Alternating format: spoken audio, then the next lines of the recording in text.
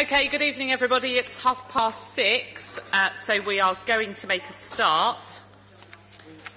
The webcam seems to be on.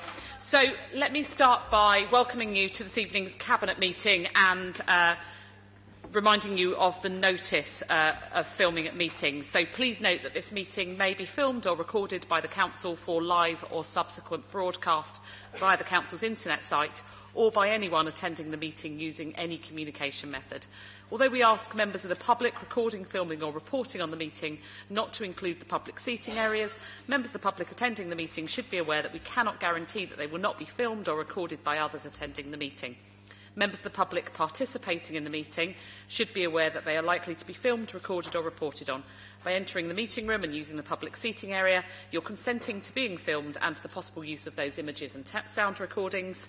As chair of the meeting, I have discretion to terminate or suspend filming or recording if, in my opinion, continuation of the filming, recording or reporting would disrupt or prejudice the proceedings, infringe the rights of any individual or may lead to a breach of a legal obligation by the Council.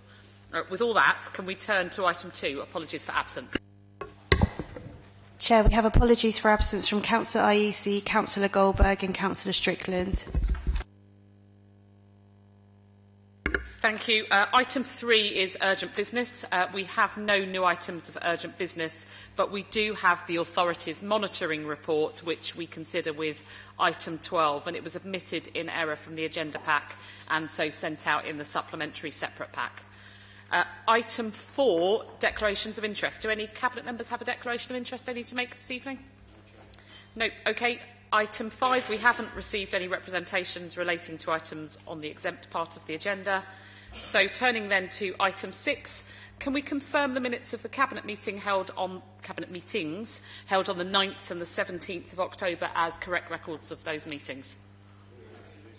Thank you. Item 7, we don't have any matters referred to Cabinet by the Overview and Scrutiny Committee.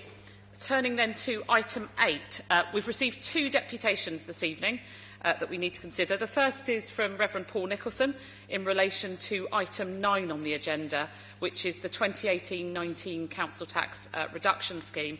The second deputation is from Fran Hargrove, Head Teacher at St Mary's CE Primary School, in relation to the report on Haringey Education Partnership at item 10. As Reverend Nicholson, I know, will know, as a deputation spokesperson, you have 3 minutes to address the Cabinet. I then ask Cabinet colleagues if they have any questions at all for you before asking the Cabinet member responsible to respond to the issues that you've raised. At the completion of each deputation, I'll ask deputation participants to move to the Council Gallery, where you have reserved seating to observe the remainder of the meeting, although looking up, not sure that we need to reserve seating for you this evening. Reverend Nicholson, what we'll do is we'll consider item 9 on the agenda immediately after your deputation. So if you'd like to come forward, when you're ready, we will take your deputation.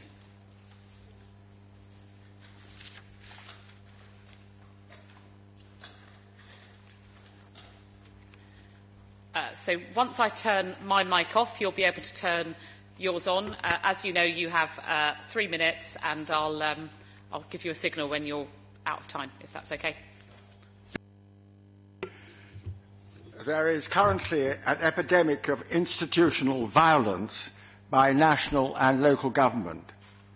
Your imposition of council tax against social security incomes on top of cuts and caps to those incomes imposed by central government is a violent act. It damages mental and physical health, contributes to low birth weight and shortens lives in the already severely deprived wards of the borough. You know very well that for weeks, sometimes months, some households have no income to pay the tax due to benefit sanctions, the 0 hours contract and the universal credit. You also know that housing benefit has been cut by the overall benefit cap, by the bedroom tax and by the local housing allowance, while rents increase. You are piling council tax arrears, court costs, bailiffs' fees on top of the rent arrears, family and individual insolvency created by Parliament. over the 5 years since 2013, you've billed the shredded incomes of Social Security claimants in the borough a total of 33 million council tax, 5 million of which is unlikely to be collected. Despite knowing the misery caused by the enforcement of both rent and council tax arrears, you took 21,000 late and non-payers of council tax to court and sent the bailiffs to them 11,000 times last year. That adds court costs and bailiffs' fees, which double their council tax arrears. You hand the mobile phone numbers of your constituents to Newlands, the bailiffs. They run campaigns of intimidation against vulnerable residents by sending threatening text messages in the morning and at around 8 p.m. for weeks on end.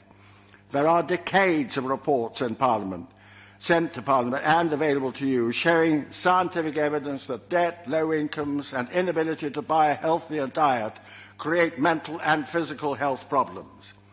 3 days' food from a food bank does not cover a 9-month pregnancy. You ignore the fact that in the wards of Haringey are among the most deprived in the United Kingdom, where low birth weight is at third world levels of 10 to 12%.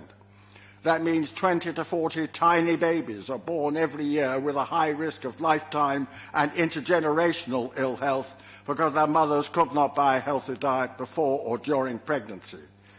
Not satisfied with taxing their shredded benefits, you also want to demolish their homes. You are abusing your power.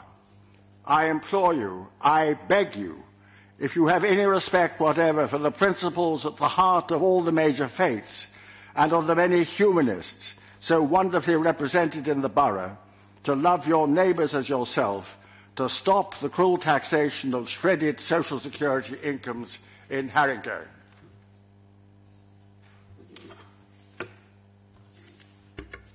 Thank you very much. If you'd like to turn your mic off, if that's okay. Just looking to the Cabinet to see whether any Cabinet members have questions for Reverend Nicholson. I know that I've certainly got one.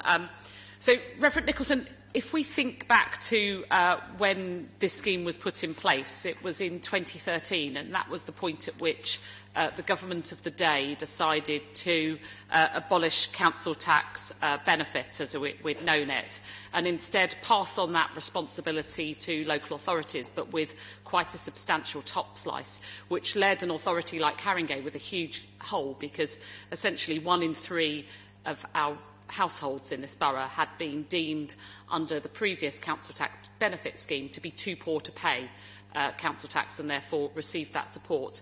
So we received the responsibility with a huge funding top slice, and we're left in an invidious situation where we have to exempt pensioner households from the scheme as prescribed by government, and then we have to decide whether we can absorb what is essentially a blank cheque that government had asked us to write, or whether we needed to charge households for that to make up that top slice, which, as you know, forms a substantial minority of our budget and provides vital services, including those to vulnerable children and adults, considering £1 in every 3 goes on adult services that the council spends.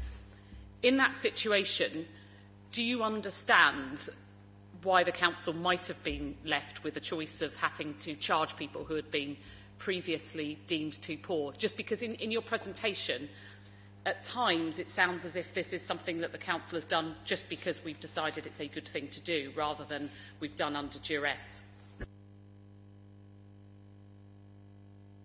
It didn't happen in April 13. It happened in 2012 in the Local Government Finance Act 2012. And your decisions all took place in 2012. What we were talking about, and I went to a meeting, a consultation meeting, and if you remember, the consultation is unlawful. I went to a consultation meeting with Councillor Goldberg, and I asked him how much it would cost each of us, for example, to avoid the necessity of actually taxing unemployment benefits, which we knew at the time, because of the Acts of Parliament being passed by the Conservative government, were going to be shredded over the time if you're taxing them. And the answer was 86 pence a week on band D, would be, wouldn't it, on the average band. you had the option then of running a referendum and making sure that you kept within the 2%, which was allowed by the Act. But you didn't show the leadership necessary to defend the poorest members of your borough. You, in fact, just capitulated to an appalling situation where the national benefits are going to be shredded, and you decided to tax them without actually considering the alternative, because that's why you lost the case in the Supreme Court, or without actually putting the alternative to the electorate. I think you've got a much more sympathetic electorate than you are prepared to give them the chance to show. Thank you for that. Councillor Arthur, if you'd like to respond to the deputation. Thank you, Chair, and thank you, Reverend Nicholson, for that. I think this is my fourth council tax reduction scheme report, and I haven't been counting, but I think you've probably come for each one of them. And I say that because I think it's right to say that you've clearly demonstrated, whilst I've been the finance lead, a real commitment to the most vulnerable within our community. You're absolutely right to say that welfare reform has made the lives of many within our borough harder. And certainly, we would not want to be in the position where people who did not have to pay council tax in the past are now being asked to pay some contribution because, as the leader said, we've suffered through the abolition of council tax benefit and seen the top slice of the grant that we received. I would argue that the anger that you expressed, the legitimate anger that you expressed, is best directed at the government rather than a local authority which is suffering under the weight of significant cuts. We've seen a 43% reduction in our budget since 2010, and this financial year we're looking at a gap of around 6.4 million that we're going to have to try and plug.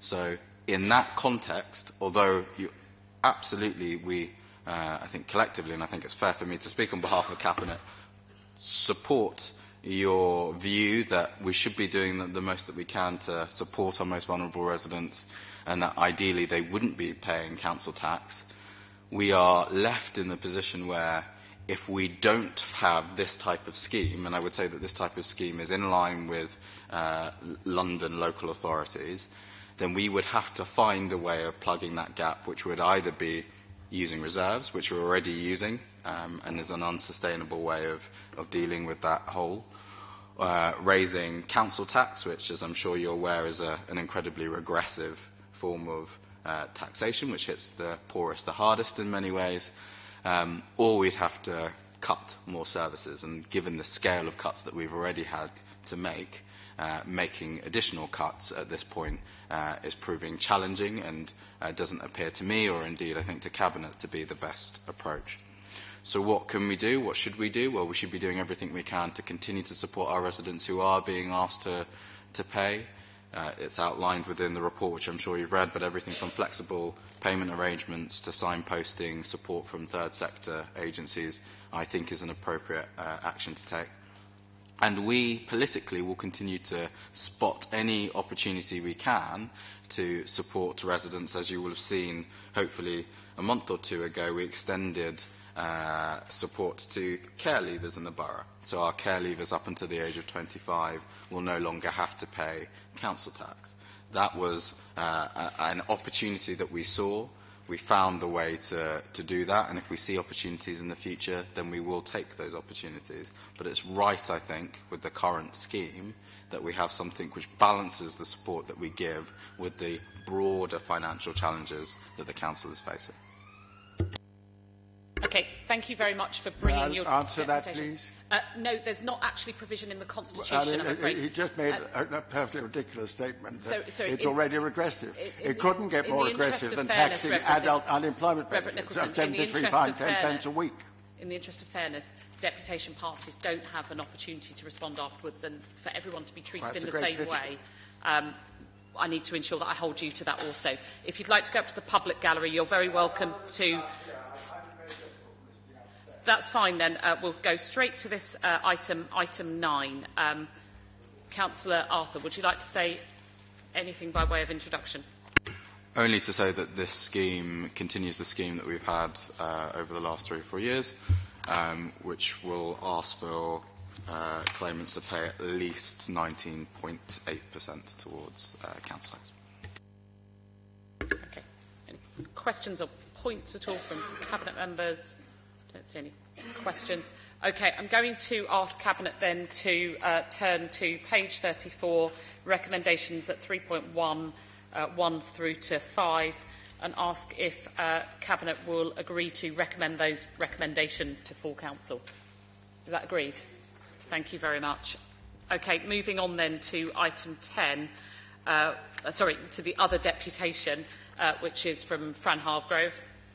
Fran, if you'd like to come forward, as you will have seen, you've got 3 minutes to present your deputation on the Haringey Education Partnership decision, which we'll consider straight after this at item 10.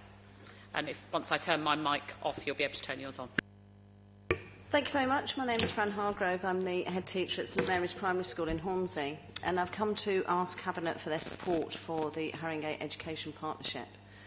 Haringey schools have been on such a rapid upward trajectory in terms of outcomes for children, and Haringey and everybody in Haringey should be so rightly proud of the success that's been achieved by schools and the council itself. And not a small part of that success has been attributed to the school improvement services at Haringey Council.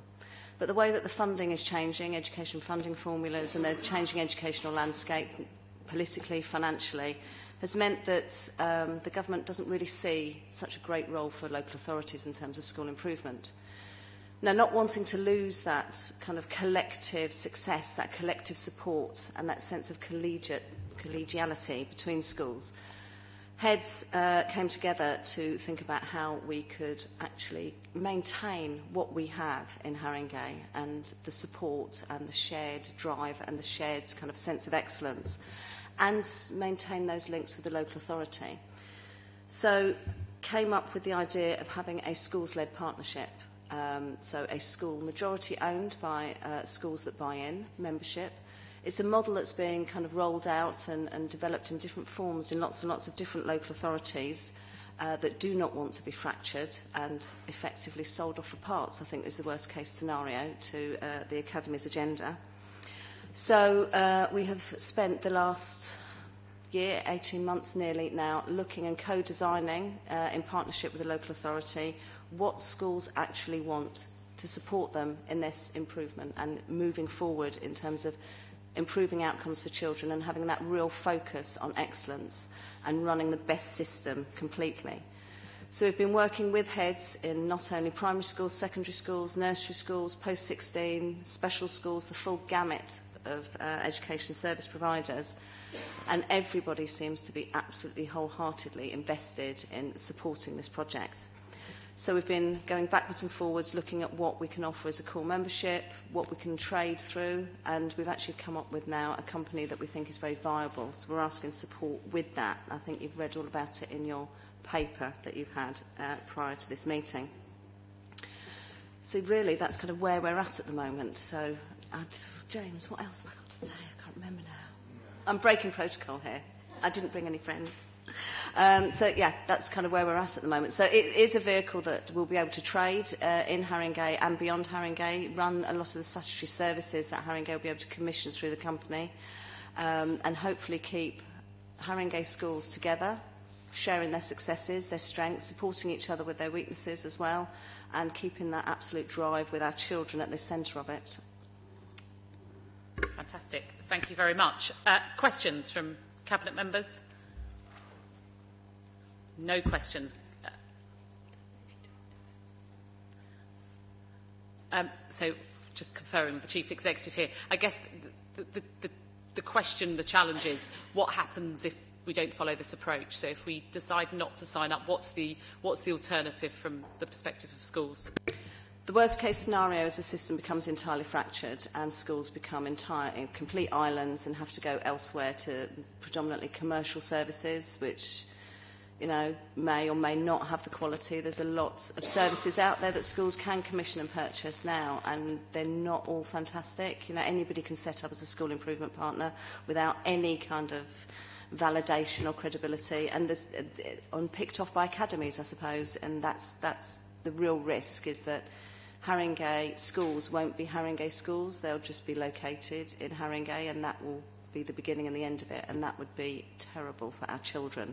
Because one thing that's come through very, very clearly from this is that all the head teachers and all the teachers I've spoken to are not only concerned with the children in their class or in their school, they're concerned and feel responsible for all of the children in Haringey. It's a real collective responsibility for outcomes for our young children.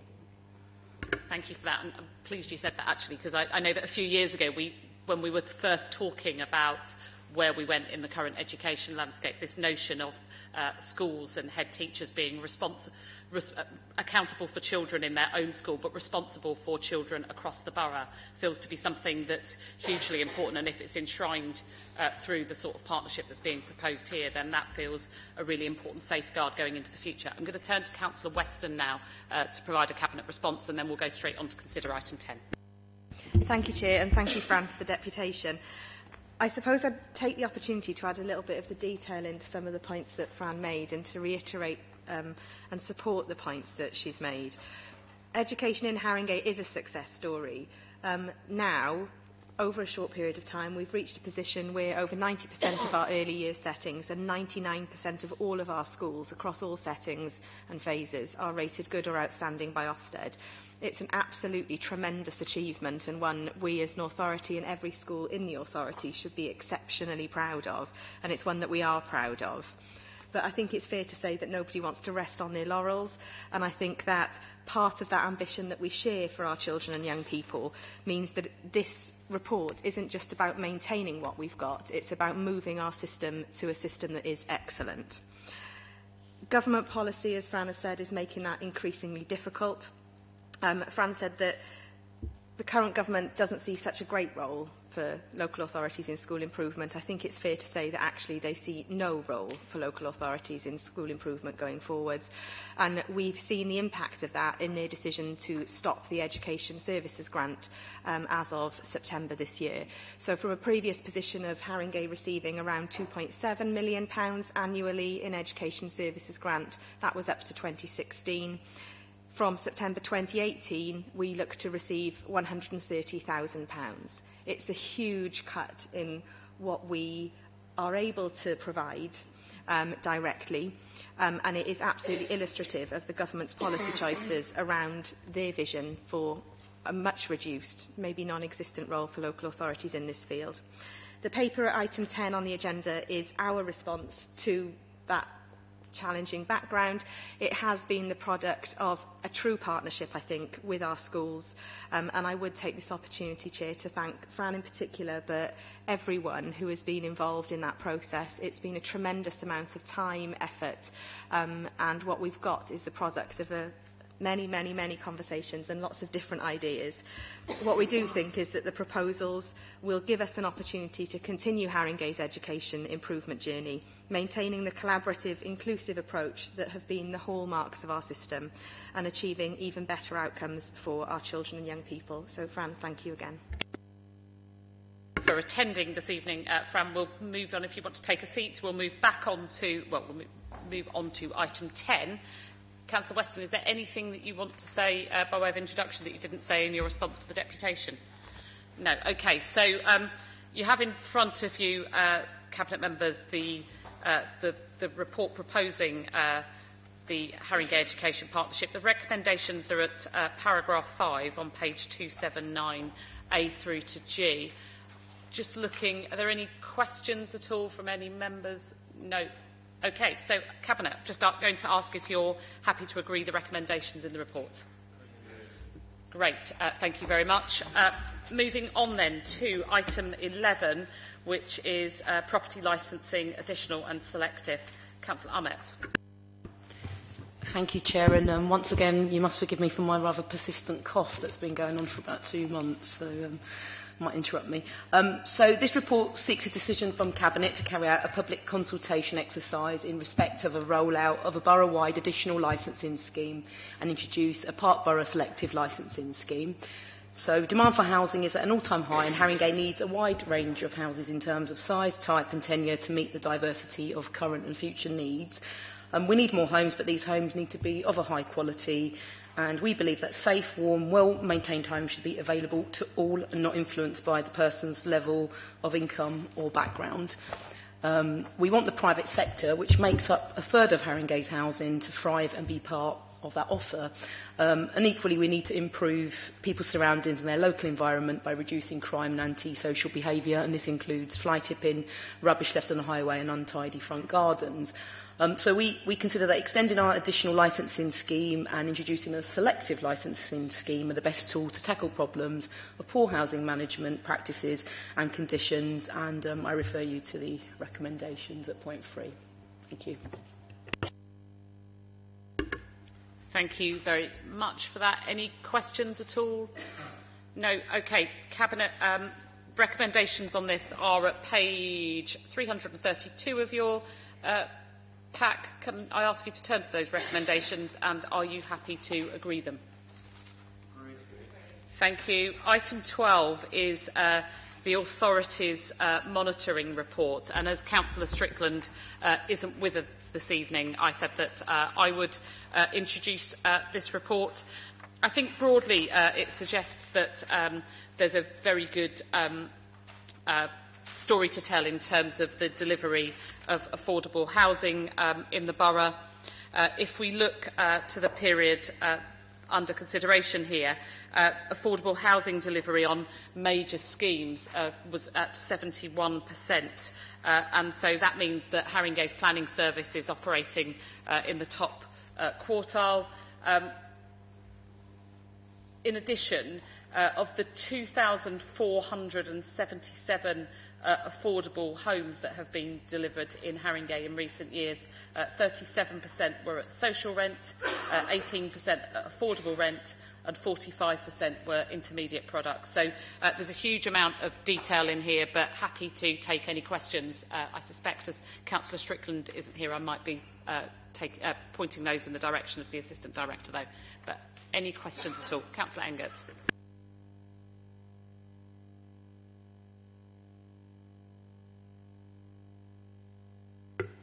Thank you, Chair. I've got 4 questions. I understand that Pretoria Works and Prothero House are both extra care homes. Whilst these homes are clearly needed, can you explain why they are listed on the affordable homes table on page 436, 6.22? I think this is particularly important as these developments account for roughly half of the 211 affordable homes built in 2016-17, when we particularly need also affordable homes for residents, ordinary residents. And can you also tell me if there are any student housings listed in that table? The second question I would like to ask is, do you think it is acceptable that over the plan period to date, only 32% of all conventional housing has been affordable? Question 3, I note in the actual report, the table on page 48, below point 3.7.6, shows the gap between SIL liability and the amount collected from developers.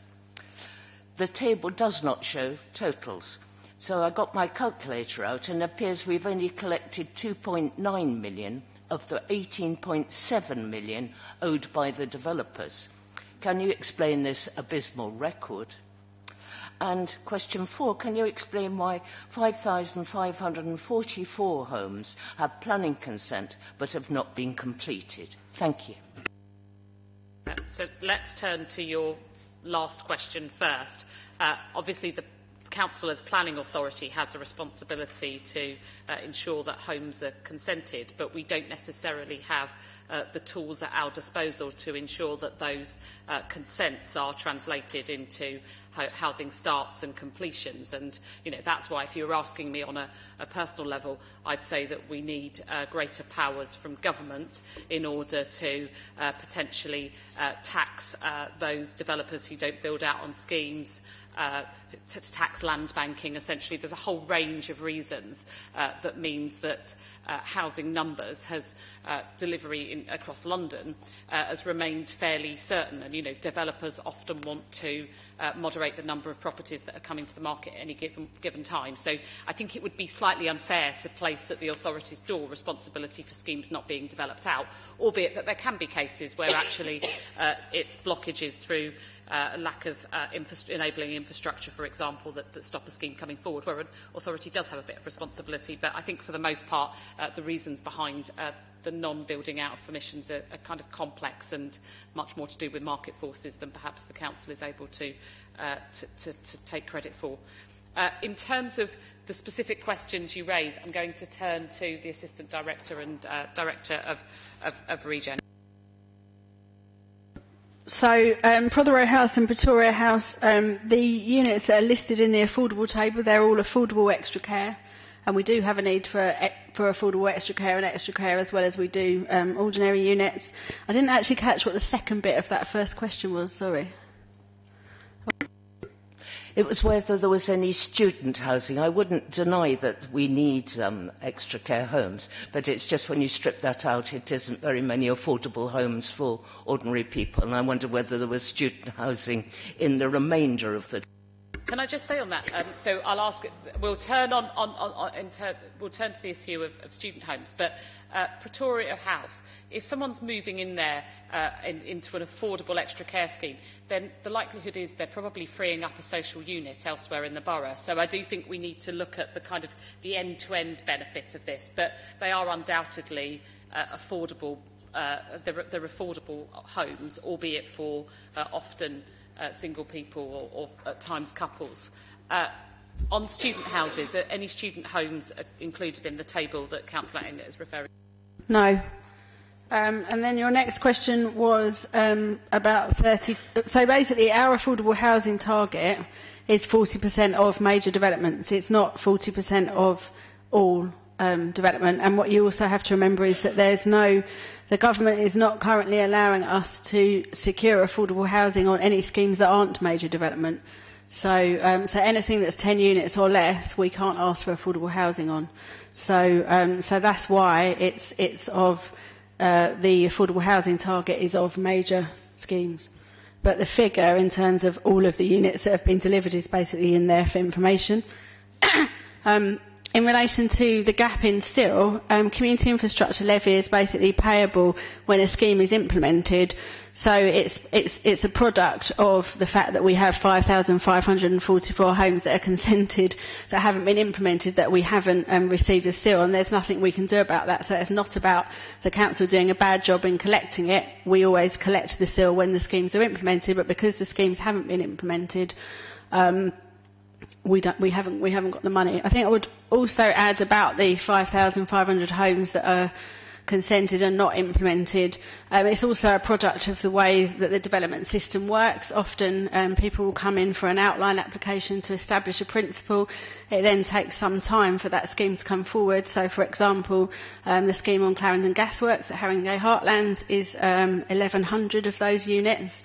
And obviously it's taken some time for that site to be remediated and for all the contamination works to be done. And now we've got a new scheme that's come back in from St William. So I think that's the way the development industry works. It takes a long time, and then there is also land banking. But 1,100 of those units are St William, and that should come forward soon. A reassuring set of answers there for you, Councillor Engert. OK, so can we turn to the recommendations at page 432 and note the report? Is that agreed? OK, the local implementation plan, item 13, page 445. Councillor Amett. Thank you. I'll try not to cough again. So the Council is legally required to prepare a local implementation plan containing proposals for the delivery of the Mayor's transport strategy. Generally, TfL produce guidance setting out their funding priorities. However, the guidance for 2018-19 has been issued as interim LIP annual spending submission until the Mayor's draft transport strategy is adopted later this year. So this is in essence unchanged from that issued for 2017-18. So as the funding submission for 2018-19 is another interim submission, there is no requirement for a new 3-year delivery plan. So making the best use of our existing assets and spending money wisely to improve safety, ease of movement and usage is one of the most important roles for the Council. And if you look at the monitoring information on 2.3, you'll see that we're already meeting our LIP targets for walking and cycling. But of course, we want to do more in this area to support programmes for a healthier and cleaner borough. And I refer you to the recommendations at point 3. Councillor Carter, you've got a question.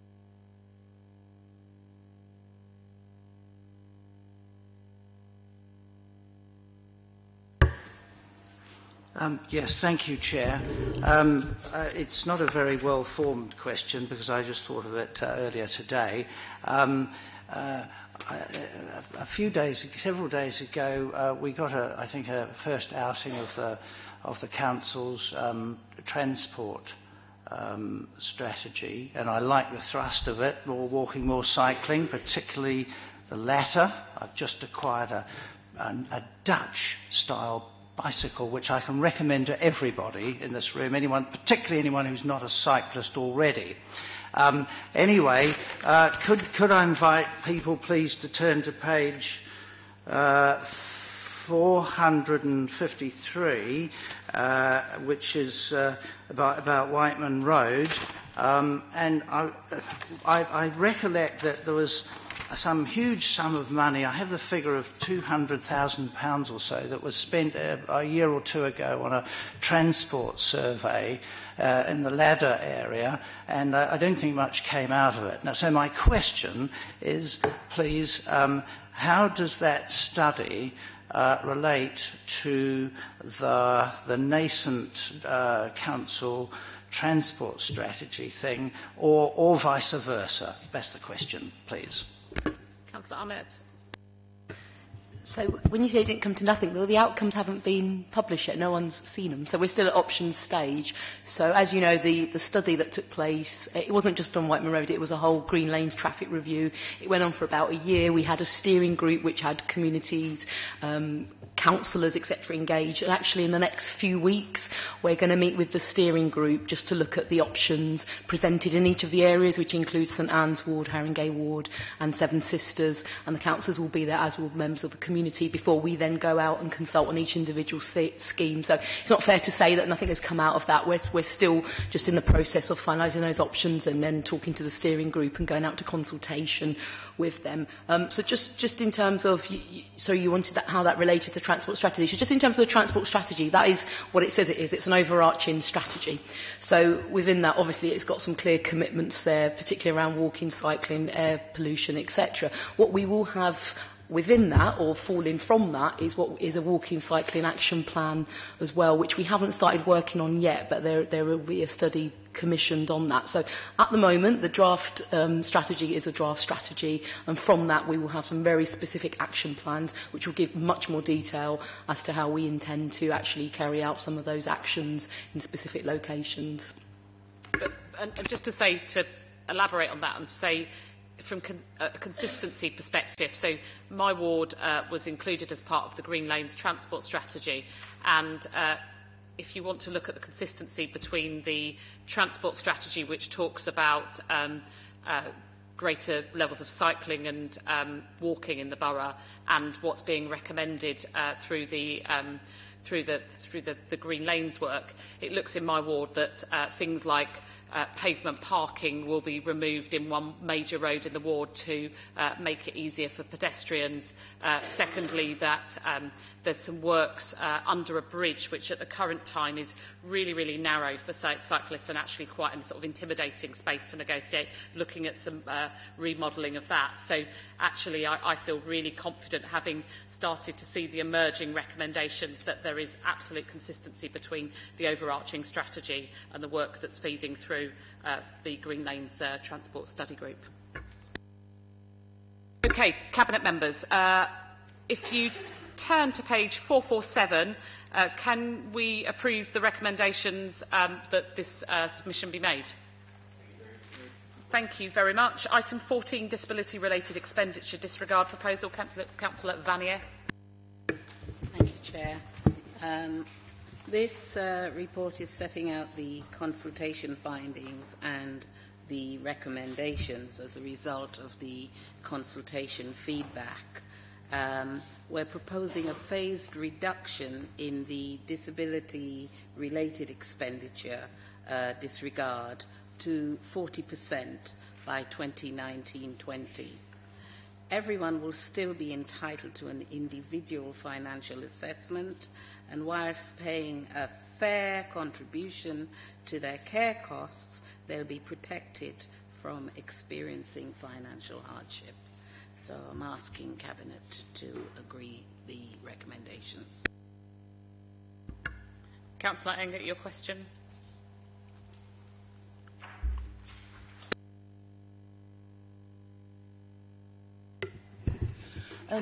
I've got two questions. On page 465, 6.5, you said that Haringey is an outlier and lists lower disregard rates at a number of councils. I noticed that people, when often compared to usually, like Lambeth, Camden, Islington and Enfield Council, are missing, and I'd be grateful for their disregard rates. I realise you probably can't do it on the hop, but it would be nice if you could supply me with those, so I could get a slightly fuller picture. And question two, I note that in the consultation many people were concerned about financial hardship, just as the Reverend Nicholson was talking about, as a result of this proposal, page 467, 6.8.11. Do you think it's right to reduce this support for disabled people to save what is relatively small amount of money in terms of the Council's budget, 328,000 over 3 years? Councillor Vanier.